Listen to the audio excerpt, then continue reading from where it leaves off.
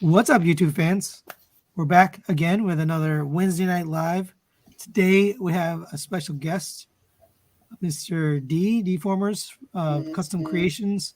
So if you don't know, he has a website, or I guess a Facebook page, where he shows some of the stuff he creates. Thanks for coming on and joining us. Thank you for having me. You can check out I linked his page from the post tonight. So if you want to click on it, we're going to show some of his work here tonight. And of course, we have Mike, as always, joining Evening, us. everyone. And Mike has actually started getting a little bit into the diorama making, printing, and stuff. Yeah. So we're going to get into all of that. We'll get into all of that. We're also going to talk about backgrounds, like pre-printed or pre-made backgrounds, which is what I use because I'm lazy. I don't know how to make my own stuff, but I'm hoping to learn some stuff tonight from you guys. So that'll be good. I did put a question in the chat about dioramas. So I asked, do you use dioramas? And we got 40% or 35. We just went down. 35% said yes, I make my own. That's really surprising to me. I didn't know that many people make their own stuff. That's quite a bit. 11% said yes, I buy them. And then 47, about half, said no, don't use dioramas. Okay. So I have bought dioramas in the past. I've never made one of my own, but that's why we have you here, tonight to kind of give us a little bit of guidance how to do that. I bought them online from eBay, so people actually make them and then sell them. Do you sell them, or you just teach people how to do it? I don't. A lot of people ask me, but yeah, I don't have the time, honestly. Like commissions? No. Yeah. So you just make videos on how to do it? Yeah, I'd rather teach you guys to do it and make your own. I find that a lot more rewarding than just doing it and then try to sell it. Gotcha. Let me just say what's up to a few people. Ricky Gregory, Whiskey, Dr. Diecast, all you folks in the comments, thanks for joining. So I'm going to show some of your pictures here just to give an idea to people what we're talking about. Oh, actually, no, sorry. First, do you have anything you want to show or that you got recently? Mike, you want to go first? Sure. Okay. So it's been a while since we've had a live stream. So in the meantime, I've picked up a few figures. So I'll start off with the one I've got, the longest one I've had, which is the X-Transbots. Oops, where's it? Neptune G2. Thank you, G Tony, for that. So now I have a Fleet O Sea Sprays, number 4. Then, his paint is gorgeous. That's like a purple, right? Yeah, it's a purple and a goldish color scheme. Really cool. So which one's better, the original or that one? It's a toss-up, really, because the purist in me loves the original, but these colors and the shine on it really strike me. Yeah. And comparing him with the Spindrifts, they both have their pluses. I wouldn't get rid of any of them, really. They're just really cool to look at. Which is why you have a fleet. Speaking of which, next one is one that I wanted to check out. I have the Takara Tomy, but I went and picked up this figure, the Fans Toys Rouge. You're going to have to explain this purchase because... Call it random acts of idiocy. I don't know. Just it was there. It was a good price on eBay. So I was like, well, I've heard good things and bad things. And instead of just speculating, giving opinion, I figure I'd check it out myself. That's good. Give it a fair shake. And the opinions across the board, I can see everything about it. So I haven't played with, dealt too much with trying to get her in poses. Yeah. Definitely not trying to transform her. So she'll just, it's a comparison. I might keep her in bot mode just for the movie diorama that I'm planning out, and then keep the Takara Tomy and put her in alt mode. Then equaling it out, I picked up this guy. Just checking them off the box. This is the X Transbots. Oh my gosh, Swerve. Well, he's Tails. Yeah, whatever. I can't remember his name right now. Yeah, I don't remember his name either. Yeah, but he's all right. He's definitely he has better tolerances than the Wind Charger, but he also has problems staying together, which I don't think we're all surprised by that at all. So moving on from that and balancing out the X Transbots love with a purchase that I made from Mr. Patrick McBride, and Dr. Diecast was nice enough to bring him down to me on Sunday. So this is Jabber.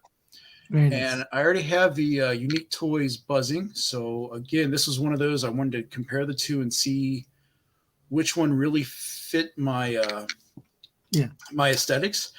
And in true fashion, I am indecisive. So for now, they're both going to be in my collection. G-Man says it's Tailgate. His name is Tailgate. You know, if that was on a Jeopardy question from Paik, he would have waited on that answer. But that's most of the purchases from the last couple of weeks. There is something that I did get earlier this week, or I'm sorry, late last week, but it's on the way up to you right now. So you should have it by Friday. Oh, Sling Shoot. Yeah. Yes. Did you want to show anything, D? Not really. Okay, no problem. Yeah. So I got this guy right here. This is my fourth copy of MP44. It's supposedly painted. I can't tell. They say it's painted, but this part's like a gray, more of a grayish than like the white or the silver legged. No, it's white. This is white, but okay. They're saying this is paint. I don't know if it's paint. It does feel good. It's got good quality. I'm not a big KO guy, but this one's pretty good, and it fixes all the issues with the original. So we'll look at that. Is that the one with the small backpack? What was that? Is that the one with the small backpack? Yeah. See, there's no backpack on it. It's like compacted down. Yeah, I see that. Okay. Oh, actually, it's transformed. There you go. There's no more sound chip in this one. Then I got this, which I really like, is the Vans Toys Cerebros. Really nice. I took the batteries out of it, but they're Fort Max head, which makes me excited for the Fort Max. Can't wait to see that. Now, are you going to keep them in head mode, or are you going to put them back in bod mode? I have one of each. Yes, the answer is yes. Okay. All right. So let me show some of D's work here. Definitely. So we can just get some ideas. Thanks for everyone for joining us. The 40 people watching, we appreciate it. And while you're bringing those up, D, what got you into collecting Transformers to start with, and also starting this this hobby of making dioramas for your collection? That's a good question. Well, I mean, to start off, what got me into the collection? I guess we're all fans of the show way back when, so I'm no different. Watched the show as a kid, and as I grew up, I kind of stumbled upon the Masterpiece line at like Toys R Us when I was there with my son, and I had no idea what it was, and slowly but surely, I kind of just bought like the first thing, and then from there, it just kind of wanted to get the next one, and these figures. What drew me to these figures was, how they really represented the show and how they look aesthetically, like the figures that we all dreamed of when we were young, and it just now to have it in hand. It's such a cool thing. Have you been collecting like your whole life, or you just started again as an adult? No, not at all. No, I would say I've probably only been collecting Transformers, like Masterpiece line, maybe last 4 or 5 years. But really, that first year, I probably only owned like a Blue Streak and a Sideswipe, because I was very at first $80, $60 or whatever it was. Like that was a big deal. I remember when I remember I saw that Optimus Prime at Toys R Us, and I think it had like $150 price tag, and I thought that was just ridiculous, because at the time it was like I would never Yeah. spend. No, I'm with you. Yeah, so funny how things So- change. So what made you get into the dioramas then? At some Um, point you started making this. Well, I wanted a way to kind of because I guess because I started late to the game. You would say I wanted a way to kind of enhance my collection, enhance my display, and kind of separate it from what everyone else's, from what what I've seen.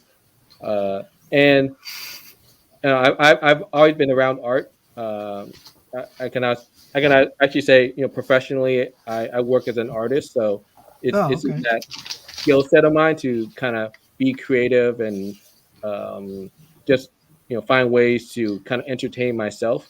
So Physical art or like digital art? both. Well, Okay. when I started out, this is 20 years ago or whatever. I was very much a traditional art person, but then as time goes by, I've transitioned into digital, and primarily I work digitally. So this was like another opportunity for me to kind of get my hands dirty and actually play with paint. So that in that aspect, it's great to have a place to kind of play around and explore that aspect of going back and just painting and just having fun. Yeah. What does it take to make something like this that we're seeing on screen? What does it take? That's like a loaded question. I mean, sorry, not from a skill set, but like from materials and equipment. Material. I think honestly, it doesn't take much more than a nice sharp knife, some paint, and foam. When I started, like the one you're looking at right now, I'm pretty sure that's pretty much all I use for that. Like you're literally looking at the first piece I ever created. Which is Oh, what wow. these guys are standing on. And back then, I didn't have a lot of the fancy tools. It was just a nice sharp knife and a piece of foam. And from there, you're basically just whittling away at it. Yeah. And I got some show and tell items here of what Dee's talking about. Yeah. So the type of foam that you're talking about is called XPS foam. Right. And you can find this at any real hardware like Home Depot or Lowe's. And like he was saying, just this is what I use for shaping and sculpting these. My mic is too strong. Sorry, T. It's my voice. Well, I think your background noise is coming through the mic. Oh, let's just grab all this stuff. And really, like you're just saying, it's just carving these items through and letting your creativity obviously show, and it's amazing work. And then I think as I've been a fan and watching your videos, D, you started expanding a lot of your skill sets and materials that you used, including using hot wire tools to cut your foam to kind of speed up your crafting process. Ricky Gregory was asking if you use LEDs, and I think in some of your displays you do have LEDs in place. Yes. Yeah. So like that lava effect, like underneath the Dinobots, like that there's a LED strip kind of running all throughout to get that glow. That's and amazing. I've kind of used the LEDs lights wherever I can to kind of enhance my display. Okay. That looks really nice. Yeah, thank you. So how did you get? I mean, it's not clear foam, so how is it lighting up? Oh, the actual lava effect, that's actually hot glue. Oh, you just filled it with glue. Yeah, so the seams itself is just glue that I put between, and then I paint over top of that. But since the paint is kind of transparent, the light would shine through. I get it. That's pretty neat. That's creative. Very cool. So one question I had for you in regards to when you start planning out a shelf, and how do you start dealing with the idea of scaling your displays. That's one of the challenges I've had is I'll sit there and I'll take a jabber who's like, 7 to 9 inches and try to place it.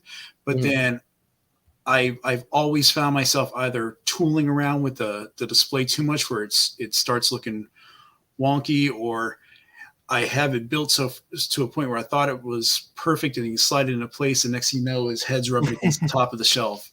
Yeah. And specifically with you, your display is in DTOFs, which people love or hate. I mean, how do you've maximized the creativity into that small shelf space? I mean, how do you plan all that through? I mean, it's definitely a challenge. I think I actually, I do plenty of test fits as I go. Especially if it's for something like what you're seeing now. Like I definitely made sure that things were wide enough or just right that it would fit. Otherwise, obviously you'll be wasting a lot of time if you go and you do such a thing and then it doesn't quite fit. But yeah, for sure, I would definitely start with the test fit and then kind of whittle away as you go, and then do another test fit. And then, because I always say you could. It's easier to go down or shrink it, cut away material than to try to bring it back. To go too far. So I always make sure I go a little slow. Areas where I'm not that confident as far as sizing, I would definitely make sure I test fit it to the best I can. More or less put it into the place where I plan to display the figure, and then just kind of stepping back and seeing how it's all going to work. I want to get to definitely not a good, definitely not a science, and it's definitely something you have to play with as you go. Okay. Ricky has a bunch of questions I want to get to. So he said, "What's the best paint to use on the styrofoam?" I use house paint. I find that the best. It's latex house paint, just regular interior that I get, interior latex, water-based paint that I get from Home Depot. I go and buy them those sample sizes that you get, like $4 or whatnot. You go down their aisle of swatches, and you have 20, 30 different oranges, 20 different purples. So you have all the selection that you want, and then you can go have them make whatever color that you want. And then the beauty of it covers really well. And then you know that you always have extra. So if I come back a month later, which has happened, where I'll start a project and then a month later I'll come back to it, is the exact same color. I don't have to worry about it. Color match. You said $4? More or less. Like those little samples. Yeah, it is. And I bought like the little sample sizes, and I'm pretty sure I used that one container for like basically all the oranges and the majority of so it goes a long way. It covers really well, and then it has an added benefit of I can paint straight away, and I don't need to prime the surface of the foam. You paint directly on? Yeah, because it actually acts as a primer. And like the final coat all in one. So it is that extra added benefit of that. Okay. What about this? What did you use for LEDs? I don't remember the brand. It's just whatever I bought off of Amazon. Like it could be Amazon or eBay. Cheap, $15. Just so was it actually like a little strip, or is it kind of like little LED lights with like the wire in between? No, it's definitely a strip. It's just a flexible strip. And then I think I split it into two, and then I had to use a little soldering, which I'm horrible at, but I managed to kind of solder the two together, so then they both kind of run on one, basically one power source. So I see you have lights above. Are they all connected together, or is this wired separately? Yeah, those are separate. Those are basically your traditional IKEA diodes. Okay.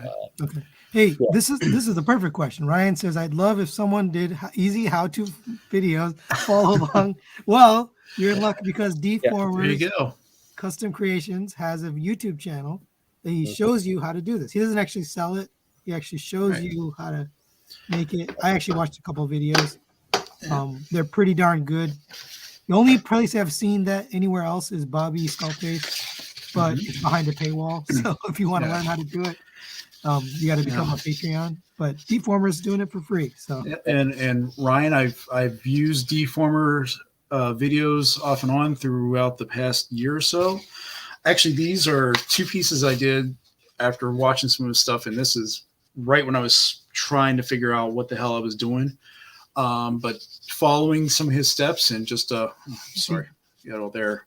So this is basically two pieces of foam hot glued together, and then just some knife sculpting work and using simple acrylic paints. It's really rough. Yeah. So I'm trying to get better as time goes on and getting more and more tools. So you made that watching his video?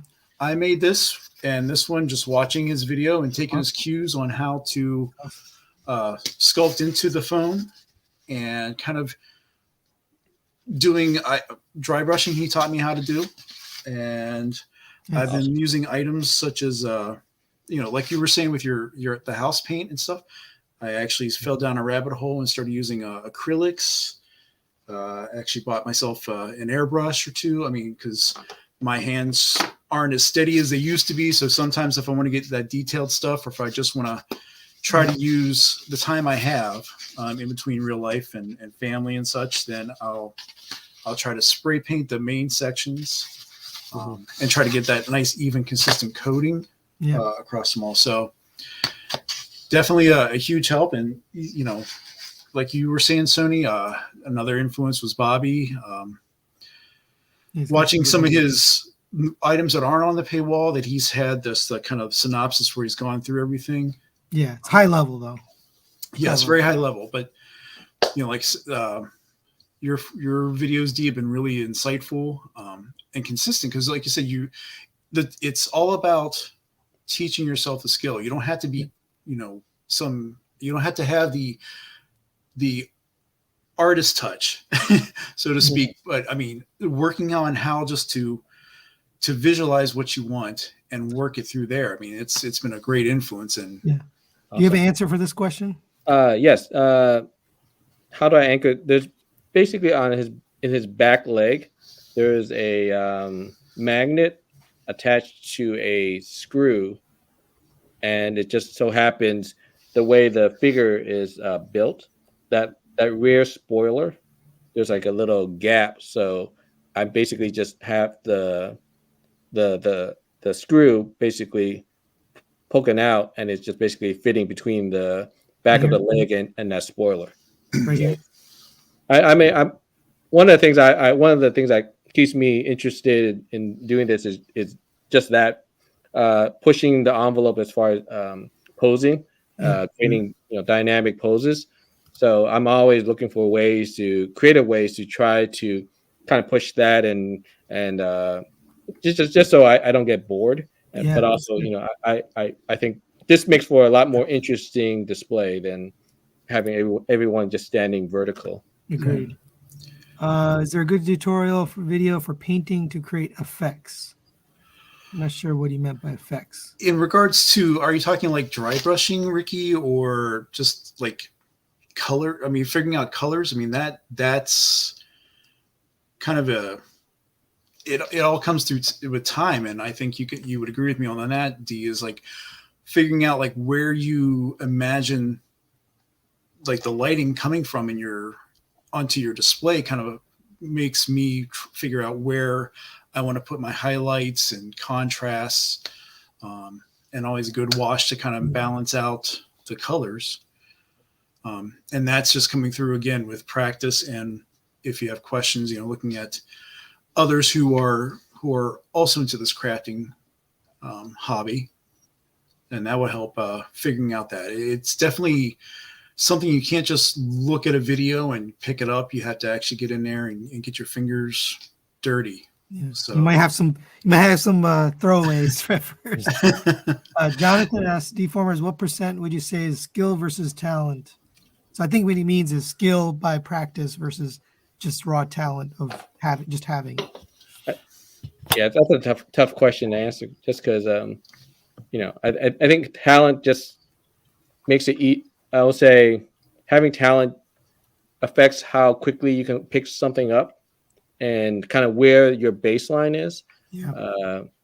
But having talent doesn't work unless you have skill. And I think I've watched many Bobby videos where he'll basically always say, it's all about learning the techniques and things like that. And there's a lot of truth in that. I think just knowing how the right tools to use, the right way to go about it, I think that helps. But to say if you want a percentage, I would say it's maybe like 67% skill, and then maybe 30 talent. Yeah. So you can learn it, is what you're saying. Yeah. Yeah. Nothing works better than just trying it and practice. So if that's a skill, then that's a skill. So what tools do you need to get started? Well, I mean, like Dee just said, getting some foam and a sharp blade and just letting your imagination go. Yeah. There's, like I said, there's tons of information and videos and ways to get inspiration. And that kind of follows into your other question, Ricky, and I'll pose that back to both of you as well, is what is the inspiration for Diorama? Is it the pose? Is the figure? What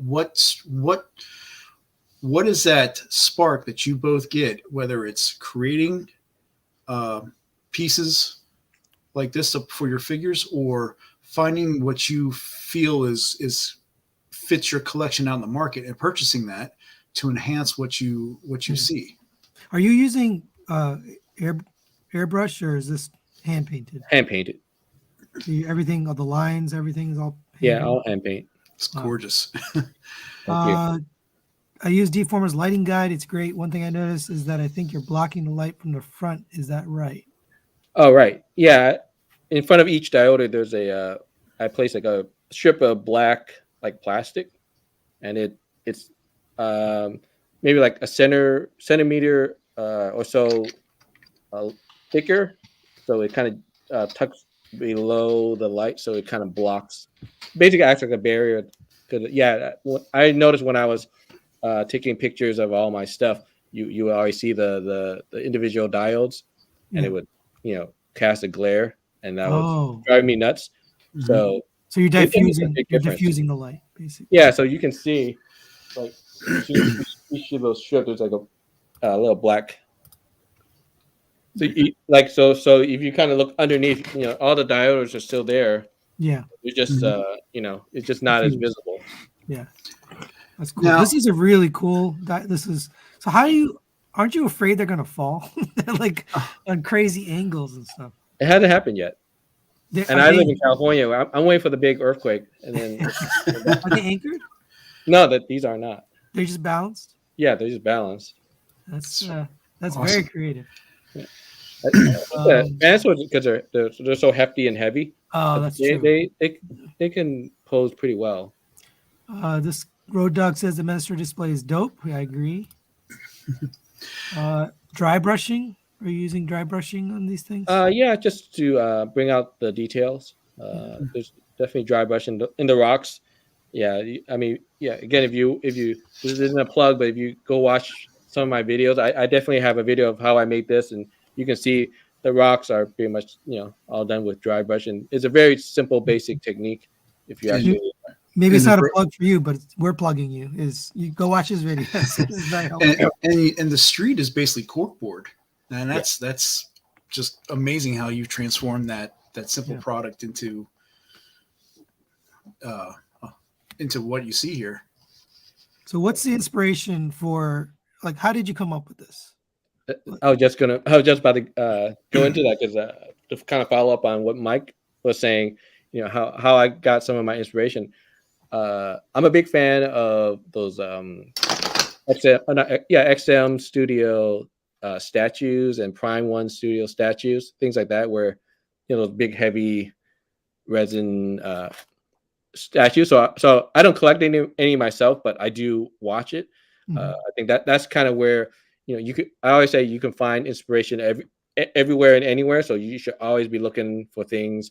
So I definitely look and seek out those types of statues. And recently, I believe it's XM Studio. They came out with a X-Men diorama Yeah. where you have all the X-Men fighting these big sentinels, and it's this big elaborate diorama. There's like 3 sentinels, and you have X-Men all around it. And on the base of at the base, there's like basically like a street, and it's a street with the X Mansion mixed in between. And from there, I just saw that, oh yeah, that's cool. It's a piece of street, and from that, everything just kind of You're goes. talking about this one. Yeah, Right? Yeah. yeah. So do you know what figures you're putting on there before you make it? For this one, because it fits the theme, I definitely planned that ahead. Because I when I was coming up with an idea, I didn't want to keep doing the same thing, because at this point, there's only so many orange and purple. Right. Like I get bored so easily. Yeah. So No, this is great. I always want to try to push and try different things. So what about Dead End? Where's he gonna go? I have a feeling I could squeeze him in. Oh, you have a spot. Okay. Yeah. Well, the beauty of this is that all these pieces are separate.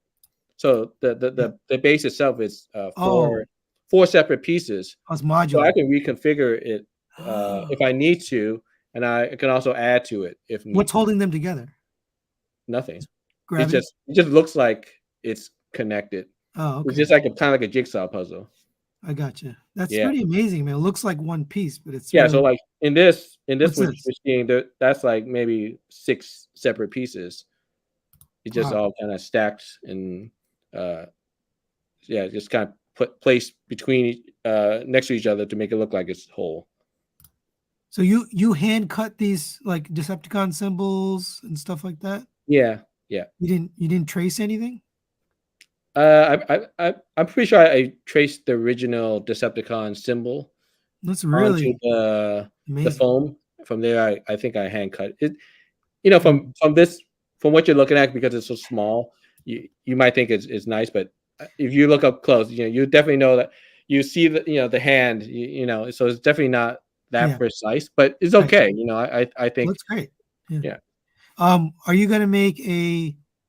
The guest's name is D. I guess you can call him D or Donald. Mm-hmm. Will you make a diorama for Fortress Maximus? I'm guessing no. It's too big. But what about that? Kind of a diorama in and of itself, right? Yeah, it's got its own little display stand. But you have an idea for that display stand? What do you think you might do with something like that? Yeah, I don't know. You bought it, right? Yeah, I did. So what do you think?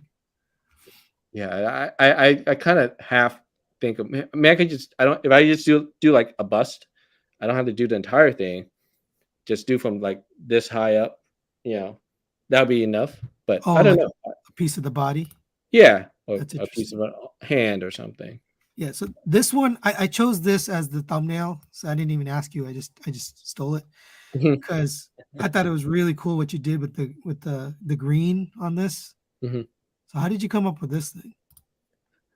Again, I think sometimes the characters kind of give you the inspiration, just from watching the show and thinking back of what the Insecticons were. I recall them living in the swamp when they were first introduced. So that was a way for me to again explore different ways of displaying my stuff that was a little different than the same old, and it was a good fit for the character. So once I had the inspiration, then goes about how do I actually go about it. So up until this point, I actually didn't know like the techniques behind it. So I had to go and figure out that and ask around, and that's what it's like a grass or a moss effect. Yeah, it's moss, and it's actually like colored dryer lint, believe it or not. So there's a question for you. Loving your work. What's the average time from design to finished display? It varies. Just like a simple, one figure block. Like I'll tend to do them in batches. So I would never just do one piece. I would most likely I'll do So for this, I did like the 3 pieces, and I could probably accomplish that in like maybe 5-6 hours with breaks in between. You do it. The longest part is the actual carving. That's usually like half the time. The rest, the painting, is usually, it goes by pretty quick. So this is how many pieces? Oops, sorry. What's that? How many pieces is this? How many pieces? Yeah, you said 5 or 6 pieces. Yeah, this is 3 pieces. So, actually, 3, 1 for each base, and then the background is 1 big piece. Okay. Yeah.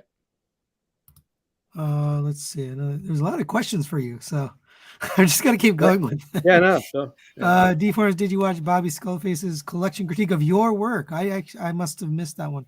I'd love to see your reaction. So, what's your reaction to his critique? It was fair. I had no issues with what I honestly nothing surprised me about what they said, because I'm probably my harshest critic anyway.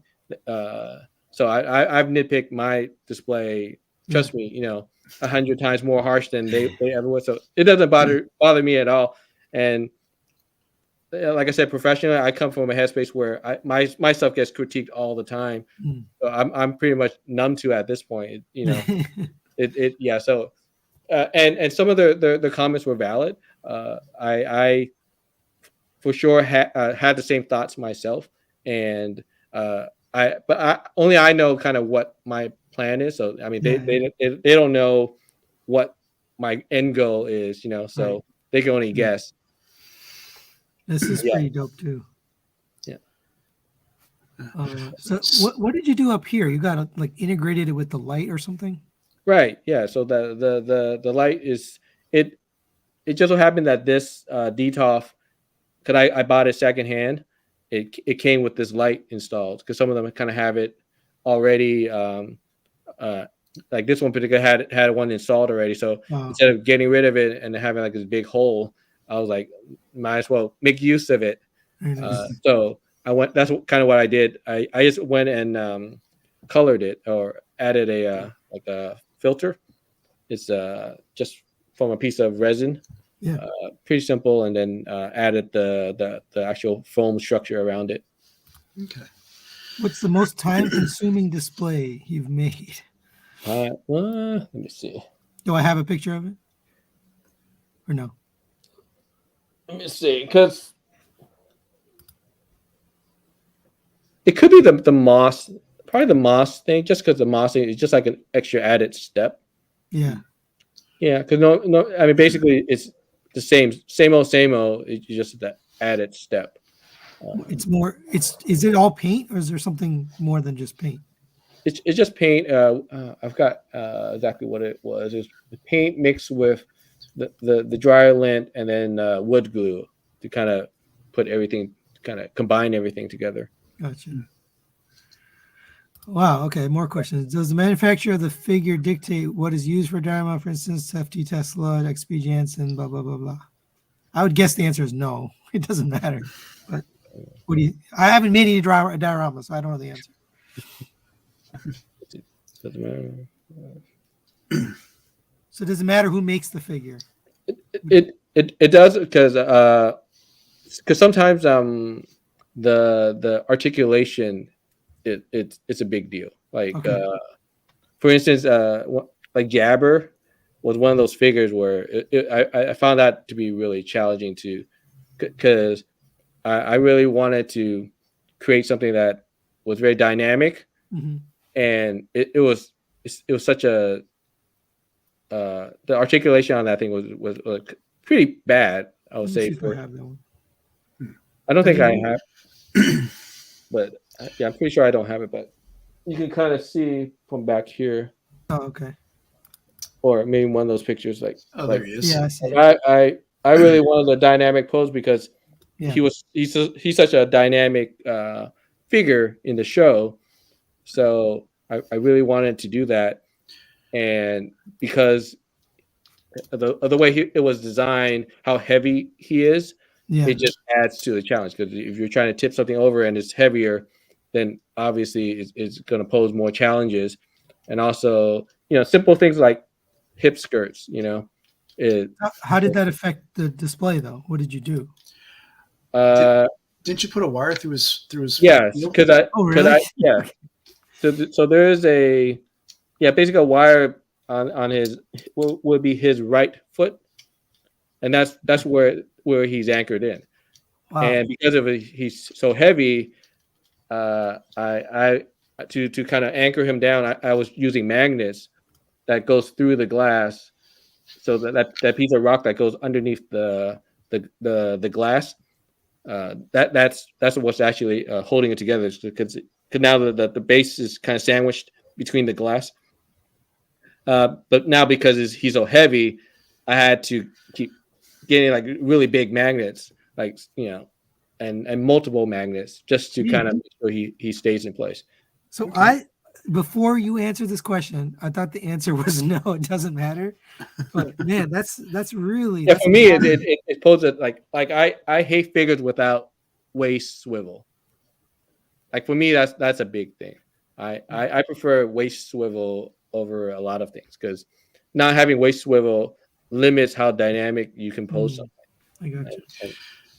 So here's a question that kind of goes with Ricky, who's always been great at providing really good questions to us all. Here's: how often do you go in and like kind of shift or modify your figures and your dioramas, or is it kind of like you find a pose that you like and they're in there in perpetuity, or do you go in there every once in a while and say, say with Beachcomber or Dude Runner you have there, you modify, you twist the waist to kind of change the pose a little bit, just to, like you said, to keep your mind fresh?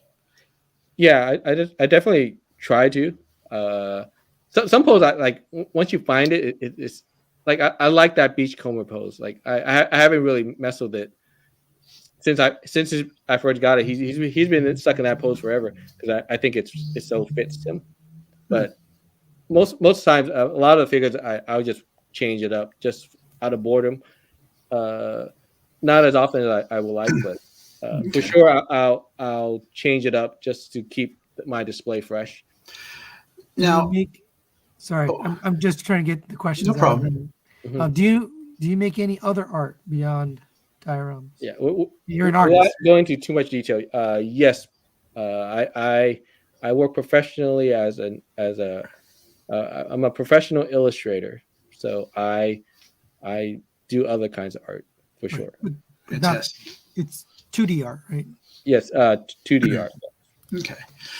Here's another one that kind of goes with some of the other questions I've been seeing in the chat. With your eye and your artist's viewpoint, how do you balance, or how do you pick the figures that go into a diorama? Simply because we know with G1, it was a lot of primary colors. So, I mean, how do you balance out reds and whites and all sorts when you start putting together your displays? It's definitely a conscious choice. Like when I think about where the figures go, I definitely like to not place like all my red characters in one spot, or all my yellow characters. Again, it's because of just knowing a little bit about colors and whatnot. The warm colors that pop are the ones that are going to draw your eye. So I definitely strategically place them throughout my display, so that each cube or whatnot, each shelf has a hit of color. So then that way, if you look at it as a whole, then every corner has a little bit of focus, and it has a little bit of attention, something to draw your eye. So yeah, I mean, there's definitely a conscious choice there, and you kind of do the best you can with the figures you have. It's funny because when you actually go about it, one thing you notice about the Autobots, there's lots of white, lots of red. Yes. Yeah. So what does that do to your display or your diorama? I mean, I just do my best to try to split them up as much as possible. Yeah. Because I've seen that, in some of your displays, you mix with, and this is getting way down the rabbit hole, but season 1, season 2 characters are kind of mixed together inside each display. And I guess it's where you're saying you make that conscious effort to kind of break things up and mate. Yeah, I mean, at this point, together. I think I've allotted the space I need to kind of keep, for the most part, having all the season 1 on one shelf, and then having season 2 kind of in their own space. It's just the only thing, the Dinobots are they're kind of the odd man out, but which is kind of accurate because for the characters, they kind of have their own little thing. And but those are all the Fans Toys Dinobots, correct? Yeah, those okay. Yeah, but I mean, I try to group them as from seasons. Okay. I asked a question. We're going to transition to a slightly different topic, but similar. I asked, do you use backgrounds and displays? So different from dioramas, a little bit different. For those of us who don't have the artistic abilities or at least the, I'll say, bravery to go off and make something. Do you use backgrounds? I said 63% said no, 26% yes, I make them. So I don't know how you make them. I'm interested in that. I want to know more about that. And then 10% said yes, I buy them. So I buy them. I'll just show mine really quickly. From Extreme Sets, very simple, plain. But now they're coming with like 3D pieces to them. So basically, out of cardboard, you build a little 3D, like a display or like a computer, or like a little shelf or something like that. It's not as dynamic as like a diorama where you can cut it to like any shape, but a little bit better.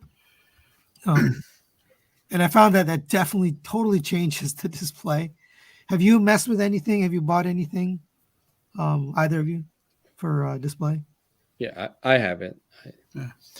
I mean, there have been things that I initially picked up, and I think you have some in your collection as well, Sony, and that's just even something simple as an acrylic stand, just to elevate the heights and kind of break up the figures in your collection.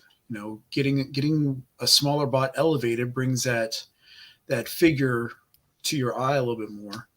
Yeah, I found recently using those makes the display less believable, because you see this, transparent thing in the middle of the display. So now what I'm doing is I'm putting stuff underneath it, so it looks like it's part of the background versus just a translucent, riser. Yeah, even just a small piece of fabric sitting over it kind of enhances and brings that cohesion into your displays. Yeah, for sure. I think another thing that you purchased was to kind of help with the displays is just accessories. I think something that you had that you picked up was I forget the episode that it was in, but the gun that Starscream is using the energon cubes to blast. Yeah.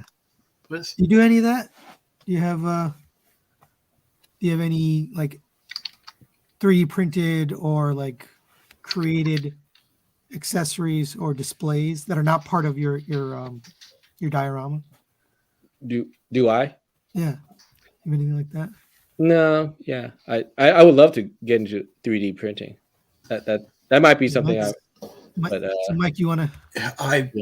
I fell down that rabbit hole too, because like I said, my problem is I'll start seeing something and then I'll go somewhere else and it's shiny and new and stuff. So I found a 3D printer on Facebook Marketplace. It was an Ender 3 for $100.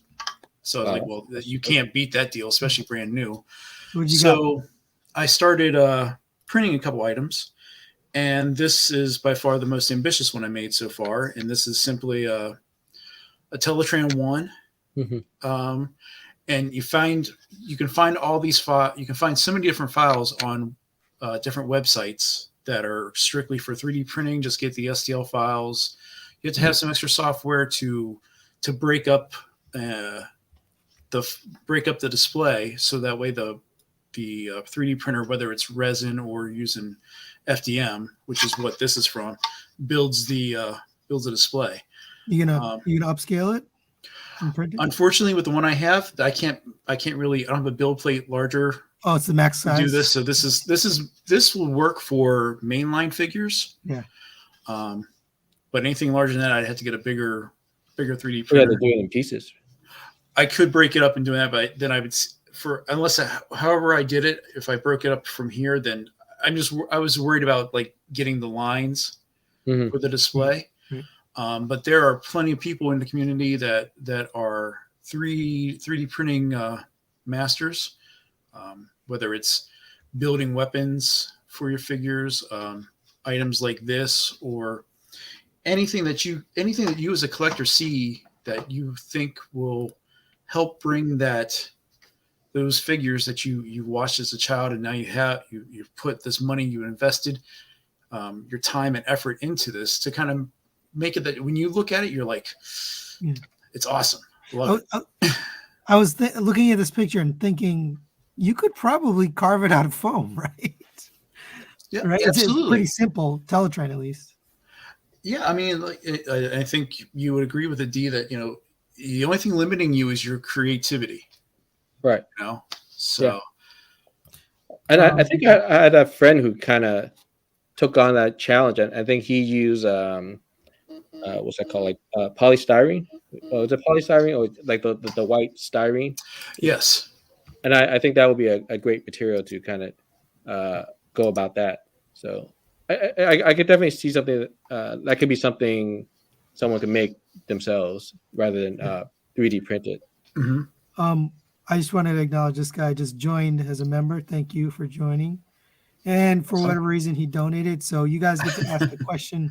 Let me know what your question is for D or for either of us. Doesn't matter. Yep. But you definitely get to ask a question now. Pepsi or Coca-Cola? I don't know what do you think? Coke. Coca-Cola, definitely. Yeah. Me, it would be Coke, but I don't drink soda. But if I was drinking soda, it'd be Coca-Cola. Who wants Pepsi? Nobody. I did put one other question in there, which was, what do you spend on this? So I know you're mostly just buying paint and foam, so that's your expense. Yeah. So the question I asked: how much do you spend on your diorama / backgrounds compared to your figures? 61% said none. So that tells me it's just on a shelf, most likely, or on a DTOF. 26% they spent less on their, which is probably the majority of people spend less or none. The 9% about the same on their figures, and a few 4% said more on the display. And that's something I actually, from Bobby's channel, I've learned a little bit about. Hey, you don't want to spend thousands of dollars on figures and then display them poorly, because what's the point? How can you enjoy them if they're not even displayed? But I would like to get into something more like this. I'm actually kind of waiting for Mike to learn from me how to do this, so that I can commission him to make stuff for me. And I've been seeing a lot of people. I know in regards to commissions, and I think Dr. Diecast got something from Infinite Battlescapes. He's in the community and a member of the ERC Facebook page. If you're not a member, please join. Yeah. Shameless plug. But it really, for me, just watching and learning and just getting there and practicing is really the benefit. And like you said, we put a lot of money and time into finding and getting these figures. Yeah. And, for me, having to stand there like an assembly line kind of doesn't do it for me anymore. And now that I've kind of gone full bore into this, and like I said, I only started this I only got back into collecting in 2020 when everything started locking down and whatnot. But now I've gone from a small Curio display to 3 Bestas and 3 DTOFs that I'm trying to finish lighting, using your video on that, D, and it's just, you can definitely go down a rabbit hole with things. Yeah, I'm waiting for you to go down the rabbit hole and make me some. Well, you got to tell me what you want, and actually, once I get my butt into making a lot more stuff, so you can see some varieties. Sure. All right, let me take a couple more questions, and then we're probably going to end. It's almost 10 o'clock. So, do you make dioramas for other fiction other than Transformers? I don't collect many things. I'll other than Transformers, I dabble in Lego Star Wars. So I things I have for those, I'll create like a little base for them, but I'll create that out of Lego as well. Oh, okay. So you're like Yeah. basically diorama out of the thing itself. Right. You just need lots of like flat, big pieces, basically.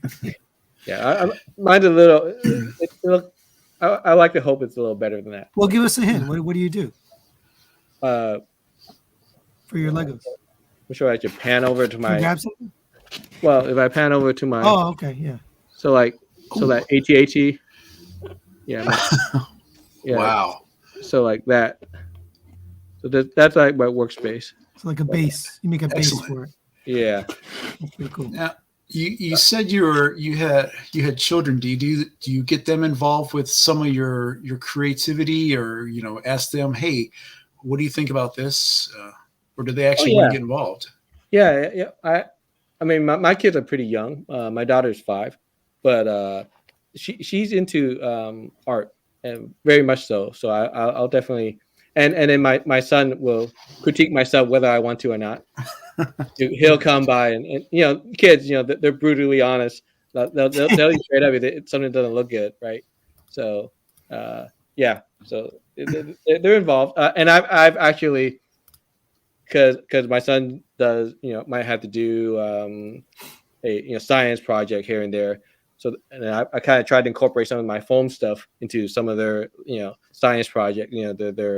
Their dioramas, like he did like a little dinosaur thing. Nice. I was like, oh, good. Here's, you can go ahead and carve your own stuff, and we kind of work together on it. So That's awesome. yeah, it's fun.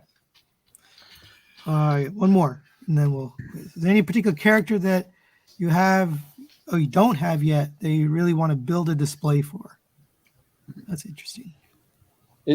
I'm actually waiting for a defense or a night, or actually also a nice what do you call it? Constructicons, but the individual bot. Like, You have an idea for it? I kind of do. I would like to display them in individual bots. I was waiting. I've been waiting.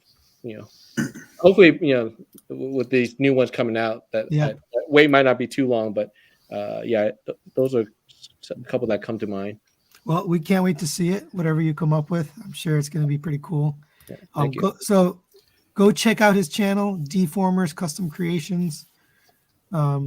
Make some really cool stuff and teaches you how to do it. That's pretty cool. I'm again waiting for Mike to learn so he can start making me stuff. We appreciate your time. Thanks for coming on the show. And anytime. I didn't realize we have so many questions for you, but we did. So I'll leave them with this image here of all your different dioramas, which is pretty cool. And we will be back next week. What's our topic next week? Don't know yet. So maybe we'll ask.